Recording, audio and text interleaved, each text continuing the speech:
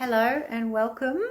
We're going to talk about the benefits of not ejaculating for 30 days. Now, this applies to men, but it can also apply to women. So specifically, I'm going to talk about the benefits of not ejaculating for 30 days. Yeah, so this is a hot topic and I'm really excited to share this with you.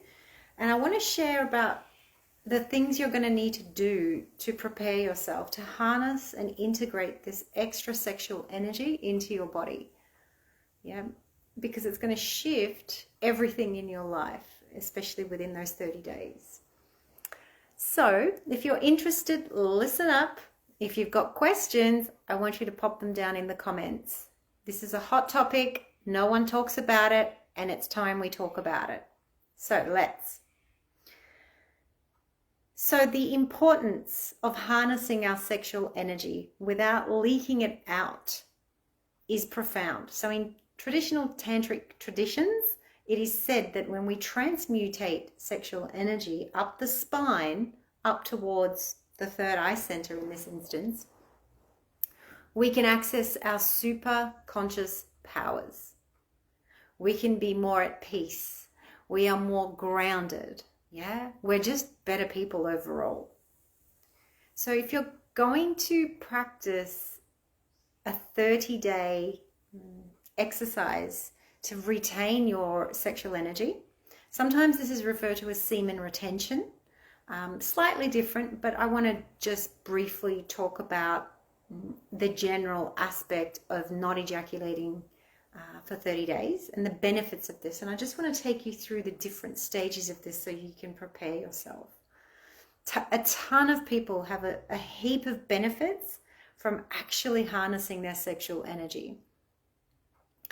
So I'm going to share also a little bit about my journey and what it's actually like for me when I actually retain my sexual energy rather than try to reach that point of, let's call it climax, or in this case, ejaculation. My life is different. My projects get done. I write that book, or I just feel overall like a life force or full of vitality in my day when this happens. All right. So let's talk about embracing our sexuality. And when I say not ejaculate, I actually don't mean refrain or abstain from sex or self-pleasure practices. In fact, these become quite important. So now that we've framed the context of non-ejaculation in the pathway, let's say that you do ejaculate. Well, what happens to our body physiologically? Specifically, I'm talking to men in this instance because their ejaculatory phases are very different to a woman's. So when we ejaculate, we are meant to do that to procreate. Biologically speaking, we are here to procreate. So if we're not using this sexual energy to impregnate something or someone, then we must utilize this powerful sexual energy for something else, something more useful. There's a whole set of reactions, physiological reactions that take place when we ejaculate. There's a release or there's a relief momentarily. Maybe even a death period where you're like, I'm out, lights are out, literally, and you want to go to sleep and check out. That's usually often called the refractory period.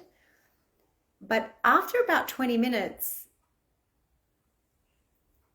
you actually start to lose not only your life force energy, but you actually also begin to disconnect from your body and everything around you. I'll say more about that later. And also, may I add here, I am not anti-ejaculation. It's very important that we distinguish between the two. I just say it is very powerful when a man or a woman can control their sexual energy without needing to put that out there, so to speak, or release that energy, you're in a state of empowerment. So if we can at least practice 30 days and build and train our muscle both mentally and physically and physiologically, you can actually have incredible benefits in your life. Hey beauty, welcome. So when we are ejaculating, it also suppresses our vitality. We get confused. We're not as motivated. We don't have as much direction. We're not as clear. And this is a lot of state that men go into consciously or unconsciously as a way to relieve stress. And I'm here to say that this is not the way to do it. We need to learn different tools, different skills to actually hold on to what we call in Tantra ojas, which is another word for semen. It is said in tantric studies that when ojas is maintained, your life force energy expands. You actually increase the longevity of your life. And this is a fact. Go read the text. So the first thing that's going to happen after a few days of not ejaculating, if you've committed to going 30 days, you're going to come back to a state of what we call homeostasis. So think about it. When you've had an orgasm, your system goes whoop up and then it crashes down pretty quickly. And then you're in this lower state. Your performance decreases. You're more relaxed. You're more chilled. You just disconnect. So virtually you come back up again. It takes time, maybe an overnight sleep. And eventually you'll come back to yourself again. But it's a big fire leap. Your motivation will go up and then it will also drop very quickly. And sometimes that can take 2, 3, or 4 days. Everyone is different depending on your stress levels. But it's really important to note that when you are beginning this 30-day journey of non-ejaculation, it does take a sense of willpower and commitment. Yeah, it's really important to also have practices to integrate this extra energy because it will absolutely invigorate you. We're back. Sorry, there was a little bit of a disconnection there. I think I got you. So practices become extremely important when we're doing these types of exercises. Things like yoga or qigong or breathing exercises or walking in nature become extremely potent when we're on this journey of non-ejaculation because we need to move this sexual energy in some other ways. Again, this applies mostly to men, so just stay tuned. So it's incredibly important to do throughout the journey of your 30 days. It's just critical. And there's other techniques and tools that I can share with you. But in the first week, you might experience more charge in your body, a general feeling of aliveness in your body. Now, during this period, if you are sexually engaged with your partner, you might notice that the first couple of days after ejaculatory orgasm, it's actually easier for you to control your orgasm. Perhaps everyone is different. I won't speak, I'm just generalizing, but it's just something to note, and it might happen for you. And I just now want to jump to the second week of the 30-day journey, which is a huge milestone if you do get to the 2-week. And believe me, there are so many men that I work with that don't quite make it to 2 weeks. And that is okay. It's like learning to go to the gym for the first time. Yeah, you're not going to get it right all the time. You might lapse, but then start again the next day. It's like with food. If you've begun a diet, there's no point beating yourself up and saying it's all doomed. Just be gentle on yourself as you're learning a brand new way of doing and moving your sexual energy. So week 2, you will definitely feel an increase in your charge, your increase in your vitality, and perhaps even clarity becomes more evident for you. So the fogginess, if you wish, disappears. But some men also experience agitation in this week, like real, you're on edge, as they say. And some men will revert to things like porn. Yeah. And I'll share a little bit about that later. But it's something to become aware of. Like, rather than going and spilling your energy, especially in week 2, on things like porn, that it's just going to drain and deplete your energy, you want to focus your intention, your willpower, to do some physical exercises like breathing, to land the energy in your body and really recycle it, or we call this the orbit in Tantra. Another really great thing that you can do if you really enjoy the gym or weight training, really doing leg exercises like squats, or if you're at the gym, leg presses. So a run, like whatever you do some form of cardio to get your heart rate up, and this will definitely shift your energy. So it will really help you shake off the extra energy, because you're not going to be able to integrate it just with your mind if you're not using your body. It's not just willpower, it's a combination of integrating it with practices, embodiment practices, to rein in any desires you have come up, because they will come up, okay? If you're a man or a woman, you will have desires. We just need to learn how to literally control them, and we can do that with our mind. So if you've come as far as week 2, well done. It's a massive accomplishment. We now move to week 3. So I will say, if you can, stick to it, because in Tantra and Taoist sexuality, willpower is actually seen as an incredible life force. Have you, I was going to give you an example, it just came to me, but have you ever practiced abdominal crunches or some form of abdominal exercises, whatever that is, planking, crunches, or whatever form of exercise you do? In yoga, for instance, we call this the boat pose, where our legs are up, arms are out, and we're really embracing the abdomen and squeezing all those muscles there. This is to drive willpower. In Tantra, this is called the Manipura chakra, or the willpower to do those things that you want to do or achieve or accomplish, to be the leader that you want to be. So by week 3, you will be starting to feel this massive surge of energy. You're going to start radiating and glowing, and people will be going, what are you on? What pill did you take? You'll be far more attractive. And it's not just sexually. I'm not talking about that. I'm referring to business situations, creative partnerships. You're just going to be more attractive. A magnet, your vibration will be higher. Your energy is going to be higher. And you're just going to be more grounded. You're going to be in touch with your body. Your shoulders might even feel wider. People can feel that when you walk into a room, because you'll have a different presence in the room when you walk in it. There'll be this glow in your eyes, and people will be like, what is that? They'll be very curious. So that really starts to happen when we start harnessing our sexual energy. It's magical and it's worth it. If I can convince you, I hope I have.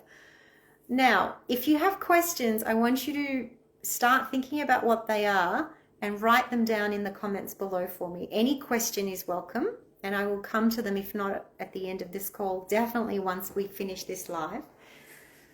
But I want you to know that it takes a serious level of commitment and willpower to get through week 3. The pressure is on. The stove is hot. Our desire is high. You just got to keep yourself in check. So I recommend stay as far as you can away from porn. Don't give in to it. Don't give in to temptation. Okay? So, week 4. We made it to week 4. Your system is now going through a massive transformation by the time you get to week 4. Your cells are beginning to recode. You're going to start to feel really powerful. There's going to be a deepening sense of power, but not the type of power like where, you're going to push people over with it in that dominating force. No.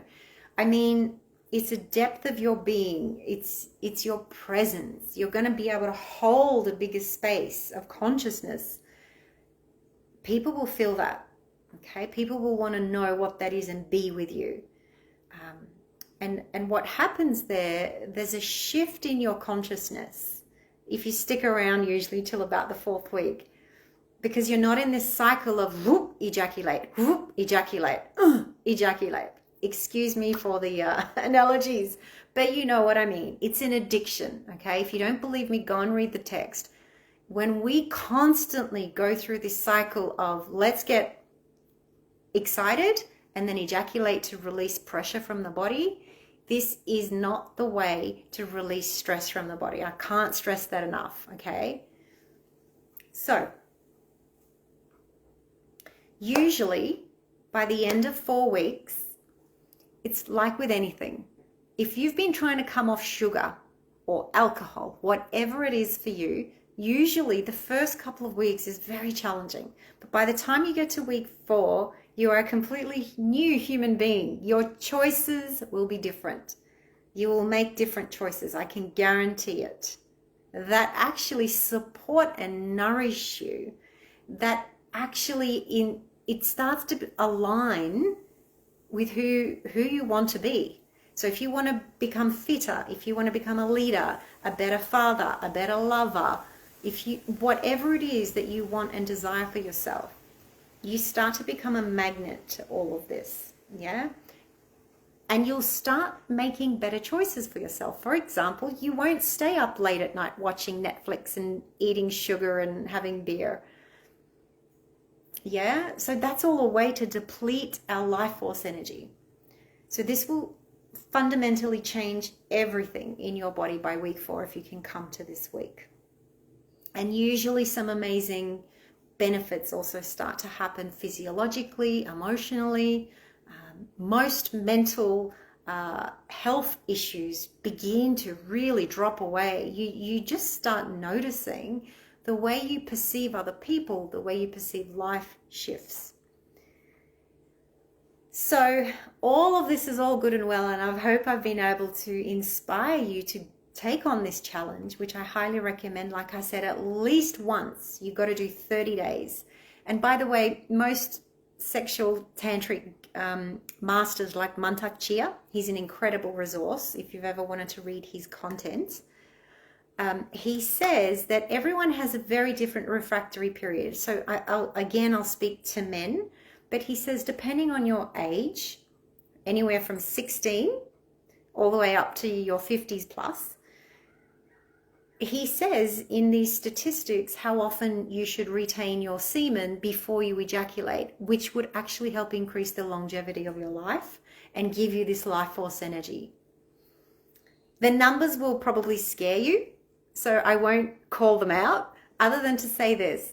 You need to find what yours is. So, for example, after you've done your 30 days of non-ejaculation, you want to come back to a normal rhythm. What's normal for you is different for everyone else. So you might like to hold on to your semen for 6 days, and then on day 7, you ejaculate. And then you start your cycle again for 6 days and ejaculate on day 7. And this might be your rhythm. Some men can do 30 days, no problem, and keep going in that cycle. So everyone is different. The key is you need to feel what resonates in your own body, depending on your lifestyle, depending on your stress levels and your body. So it's really important you find your own rhythm in that. We can talk more about numbers and figures later, but the main thing is you can get through your first 30 days. Yeah, you'll be very amazed at the results. So I also wanted to say this, that when we can actually get to week 4 and we're really in our sovereignty, we're in our sexual power, we don't need to prey on other women or men for sex. We don't go on Tinder looking for sex because we need it. That's not a sovereign, empowered choice. You can still have sex, but it will be coming from a very empowered and grounded place. Yeah? Imagine a king sitting on his throne. A king sitting on his throne.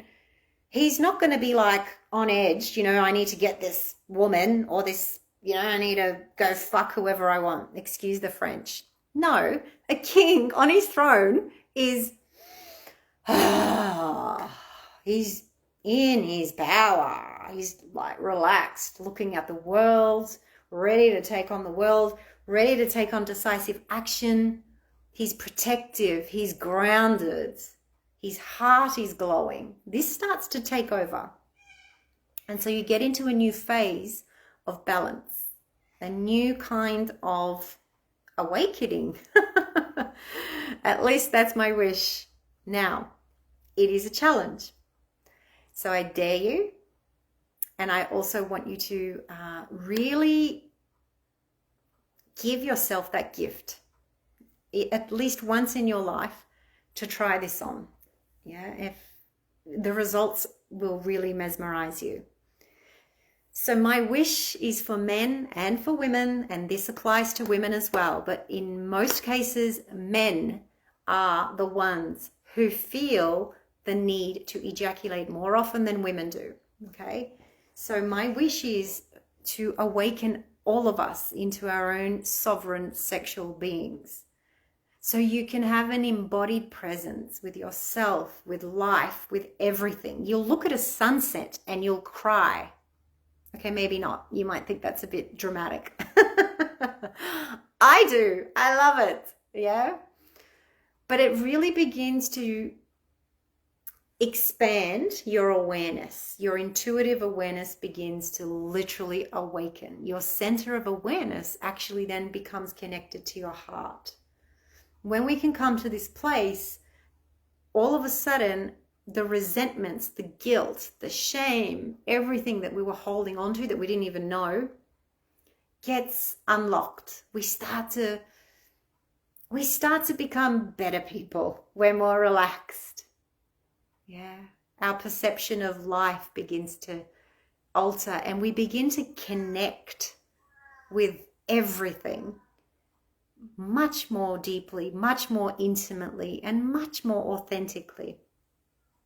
With my whole body, it's a whole presence. So when men come to me and say, hey, I want to become a better lover, show me some new techniques. Sure, we can learn new techniques, but this is what I always come back to. If you're not in your body and you're not fully conscious and present, you're not attractive. You're not, I don't want to fuck you. Yeah? And I mean that in the most endearing way. You know what I mean? You're not open. Yes, we can move into that beautiful lovemaking phase, and that's a conversation for a whole other time. But first, learn who you are. What do you desire? How does your body move sexually? Do you know how to control your own sexual energy before you go and get it from someone else? This applies to women as well. I used to be addicted to sex. In my 20s, I was seriously addicted to sex, which meant I would prey on men, any man. I used to have a lot of sex in my 20s, a lot. I was addicted to sex, men, drugs, alcohol, all of it. Beautiful concoction. And I personally found that I was chasing a feeling. I was chasing love, all in the wrong places. But I was depleted. My life force energy was depleted. I thought that I could have satisfaction and fulfillment by having this much sex. But at the end of the day, I was always feeling lonely and miserable and unfulfilled and completely depleted. So I had to relearn and understand how to be intimate with myself, how I had actually shut my heart down to myself. And I was seeking love outside of me, where actually the true destination was within, this way. So true intimacy with another partner begins with yourself. Long, long, long journey, but this is a powerful way to begin. I can go on and on and on and on and on, but I think I've said what I needed to say today. Let's take a deep breath together. We're going to take a nice deep breath together, and we're going to intend to be very loving towards ourselves. So take an inhale through the nose and exhale through the mouth. Beautiful. Thank you for your attention. I want your questions. Drop them in the comments below, and I'm looking forward to sharing more with you soon.